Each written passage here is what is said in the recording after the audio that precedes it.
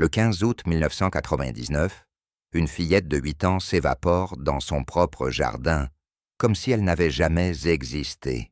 7 ans plus tard, son père découvre un objet caché dans son ancien sac à dos. Ce qu'il y trouve va bouleverser toute l'enquête. Si vous aimez les histoires vraies, les disparitions non résolues et les vérités qui refont surface des années plus tard, abonnez-vous à notre chaîne et activez la cloche pour ne rien manquer. Maintenant, place à l'histoire. Introduction. San Miguel était une petite ville tranquille où tout le monde se connaissait. Mais en 1999, un événement tragique est venu briser cette paix, la disparition soudaine de Paloma Vázquez. 8 ans. Aucune trace, aucune explication. L'enquête a duré des mois, puis des années, jusqu'à ce que 7 ans plus tard, son père tombe sur un objet oublié. Et cet objet va tout changer. Roberto Vázquez n'avait jamais vraiment fait le deuil. Comment peut-on tourner la page quand on n'a jamais eu de réponse? Ce jour-là, en 2006, il rangeait les affaires de sa fille. Sa femme Carmen avait enfin accepté de donner quelques objets à l'église du quartier. Il descendit une vieille boîte de carton du grenier. Au fond, parmi les vêtements et les cahiers d'école, se trouvait le petit sac à dos rose de Paloma, vieilli par le temps, taché par l'humidité. « Roberto, tu as fini là-haut » cria Carmen depuis la cuisine. « Presque » répondit-il, les yeux rivés sur le sac.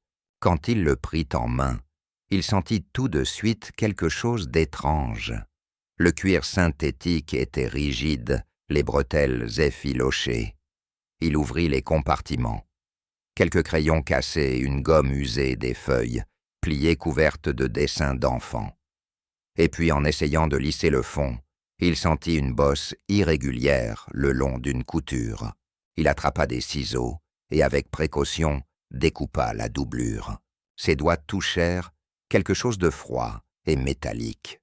Une clé dorée, enveloppée dans du plastique, et sur elle, un numéro 247, à côté un petit mot écrit d'une main enfantine. « Papa, si tu trouves ça, cherche dans la sacristie, paix. » Roberto sentit son cœur s'arrêter. Il reconnut immédiatement l'écriture.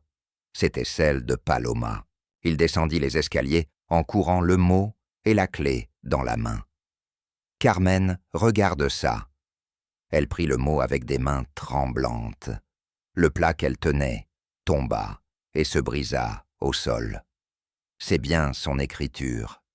Mais qu'est-ce que ça veut dire? Et cette clé? Roberto réfléchit. Avant sa disparition, Paloma allait souvent à l'église San Miguel pour des cours de catéchisme.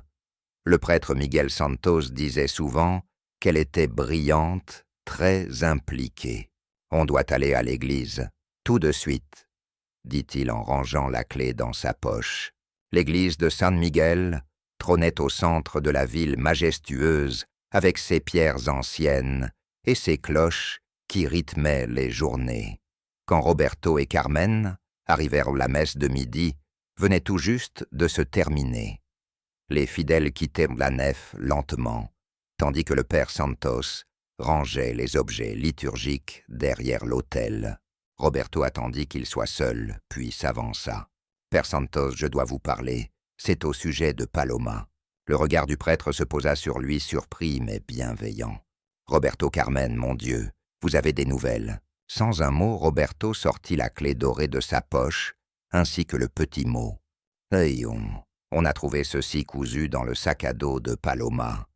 Elle y écrit de chercher dans la sacristie. » Un silence épais s'installa. Le visage du prêtre sembla se figer une fraction de seconde.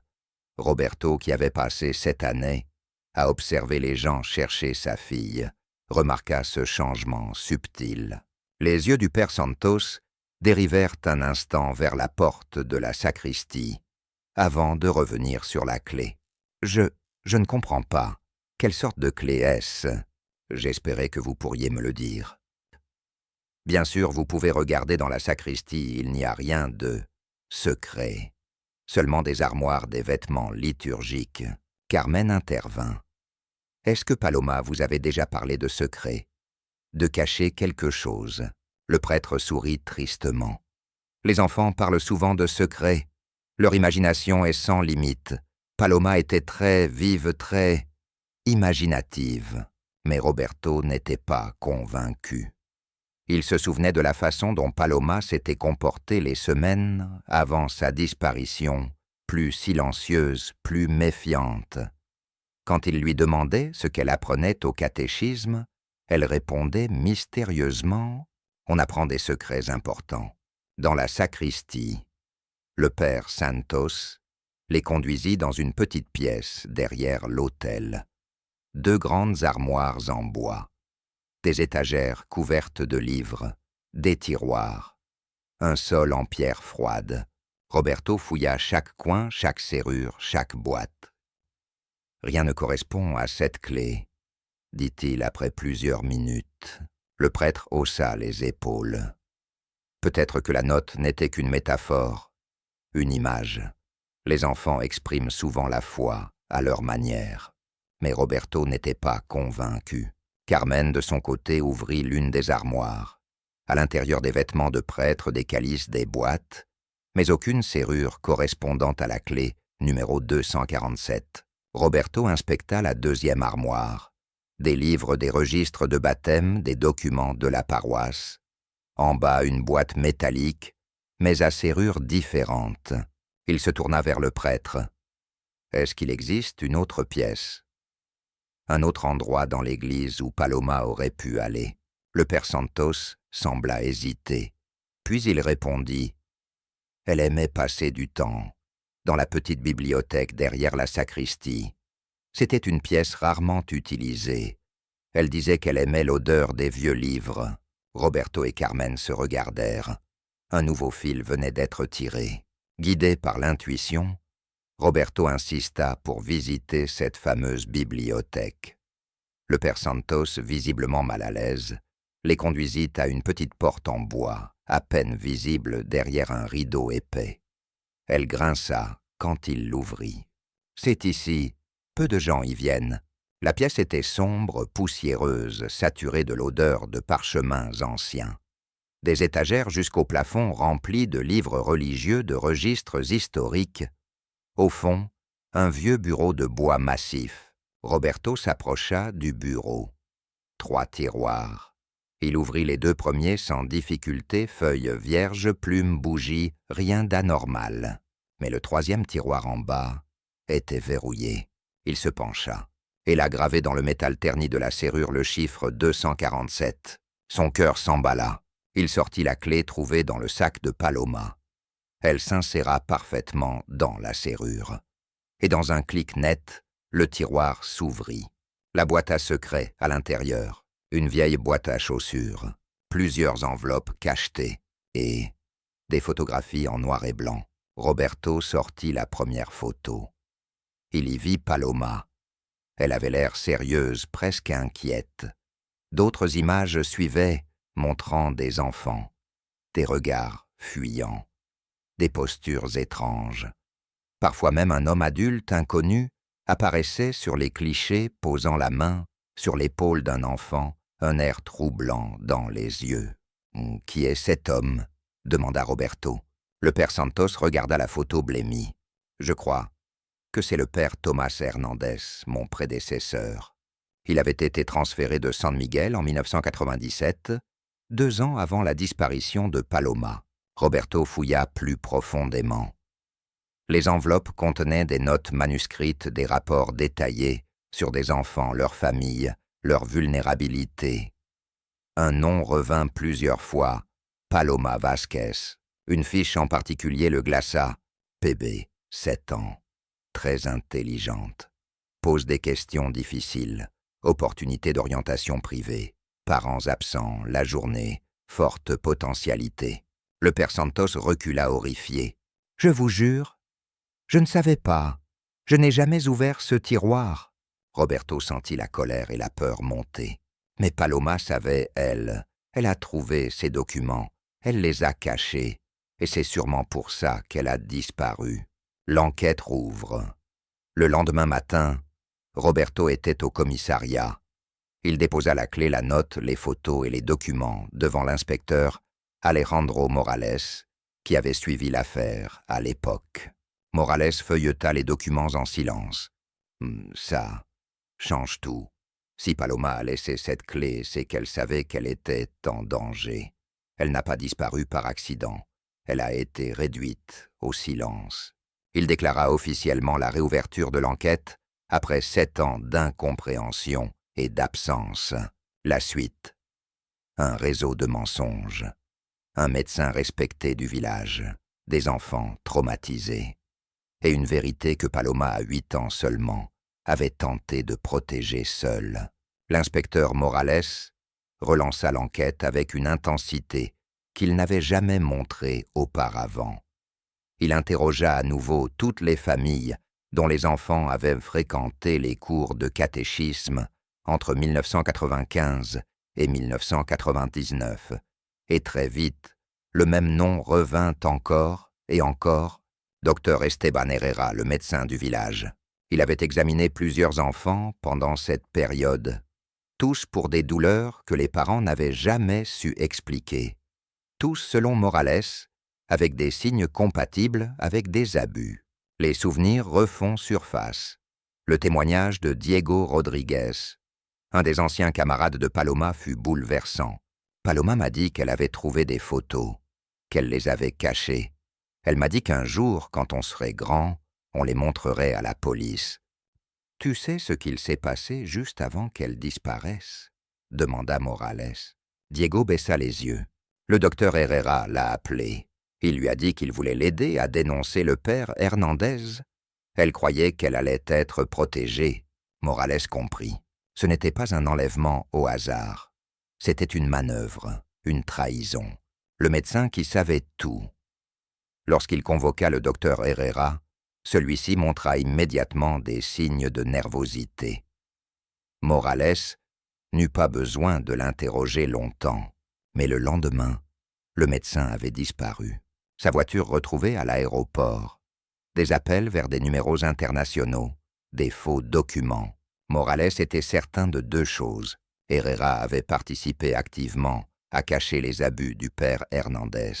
Et il avait enlevé Paloma. Mais pourquoi ne pas l'avoir tuée comme tant d'autres auraient pu le faire? Une piste à Guadalajara, grâce à des documents retrouvés dans la chambre d'hôtel du docteur Morales, découvrit un nom, Casa Esperanza, un centre privé pour enfants traumatisés. Accompagné d'agents fédéraux, il fonça à Guadalajara, et là tout changea. Oui, nous avons une patiente appelée Maria Herrera. Elle est ici depuis 7 ans. Une jeune fille de 15 ans, amnésique, fragile, mais vivante. Le visage derrière la vitre Morales s'approcha de la salle. De l'autre côté de la vitre, une adolescente, les cheveux longs, le regard perdu dans le vide. Mais c'était elle, il n'en doutait pas. C'est Paloma. Il appela Roberto et Carmen. Ils prirent le premier bus. Après 7 années de deuil, ils allaient voir leur fille en vie. Le choc du retour. Quand Paloma vit sa mère, quelque chose brilla dans son regard. Une étincelle. Un souvenir enfoui. « Est-ce que je vous connais ?» Carmen sourit à travers les larmes. « Oui, ma chérie, je suis ta maman. » Paloma o Maria regarda Roberto. « Et moi, je suis ton papa. On ne t'a jamais abandonné. On t'a cherché tous les jours. » Elle ne se souvenait pas encore de tout.